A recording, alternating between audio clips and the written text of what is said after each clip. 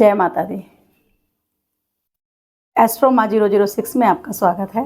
बहनों और भाइयों, हमें पता है कि 13 अक्टूबर को करवा चौथ का व्रत है और करवा चौथ का जो व्रत होता है ये चंद्रमा को जल देकर हम लोग अपना व्रत खोलते हैं, पूरे दिन निर्जला व्रत रखते हैं। इस दिन जो बहनें और जो माताएं सब व्रत करती हैं वो अपने पति की लंबी आयु के लिए करती हैं, उनके दीर्घायु के कामना के लिए करती हैं।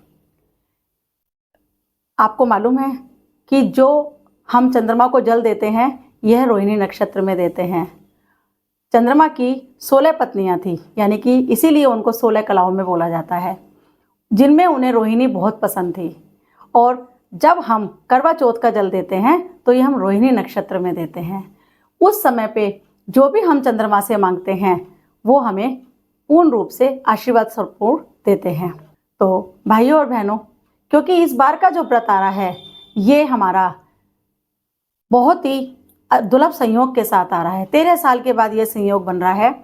बुधवार जो गणपति का दिन होता है, गणेश चतुर्थी का दिन होता है, उस दिन की शाम से हमारी करवा चौथ की तिथि उदय हो रही है और उसके बाद में अगले दिन बृहस्पतिवार, गुरुवार, जिनके आशीर्वाद से ही शादियां संपन्न होती हैं। गणेश जी निर्विघ्नम सारे काम करते हैं और गुरुदेव हमें आशीर्वाद देते हैं। तो इस बार का करवा चौथ बहुत ही दुर्लभ संयोग के साथ है। अगर आप ये सारे उपाय करते हैं तो आप देखिए आपके जीवन में खुशियां आएंगी। और यदि पति की नौकरी भी नहीं है तो इस तरह के उपाय अगर आप करते हैं तो आपके यहाँ धन संपदा भी आएगी। कार्तिक मास का जो महीना होता है ये पूरा महीना हमारा पूजा पाठ का ही होता है। इसमें दीपदान, करवा चौथ, होली, दीपावली, गोवर्धन, भाई दूज सारे त्यौहार आते हैं और ये बहुत ही उत्तम महीना होता है।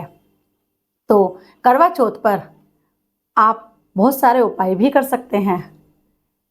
उपाय क्या क्या हो सकते हैं? यदि आजकल के टाइम को देखते हुए कभी कभी छोटी छोटी बातों में वो वाला पेशेंस तो रहा नहीं जो पहले हुआ करता था, पति पत्नियों में बेवजह लड़ाई झगड़े हो जाते हैं। तो पति की दीर्घायु के लिए पत्नी व्रत के साथ साथ जब जल दे तो पहले अपने करवे का जल दे और उसके बाद में आप 1 लोटा जल अलग से दो, जिसमें सफ़ेद फूल भी डाल के चंद्रदेव को दो। इससे हम लोगों में जो आपसी बेवजह की लड़ाई झगड़ा होता है वो बहुत जल्दी समाप्त हो जाता है। दूसरा उपाय, अगर किसी वजह से लड़ाई झगड़ा तो सभी में होता है लेकिन प्रेम में कमी नहीं आनी चाहिए, लेकिन अगर किसी वजह से प्रेम में भी कमी आ जाती है तो इस बार जब आप चंद्रमा का जल दें, चंद्रमा का जल देने के लिए आप उसमें थोड़े से पीले पुष्प और उसमें सफ़ेद चंदन भी डाल लें। ऐसा करने से आपसी प्यार बढ़ने लगता है और पति पत्नी का प्यार गहरा हो जाता है। तीसरा उपाय, यदि पति या पत्नी में से कोई अस्वस्थ चल रहा है, बीमार रहते हैं, तो इसके लिए ये बहुत ही कारगर उपाय है। पति और पत्नी को दोनों को एक साथ चंद्रमा को जल देना चाहिए।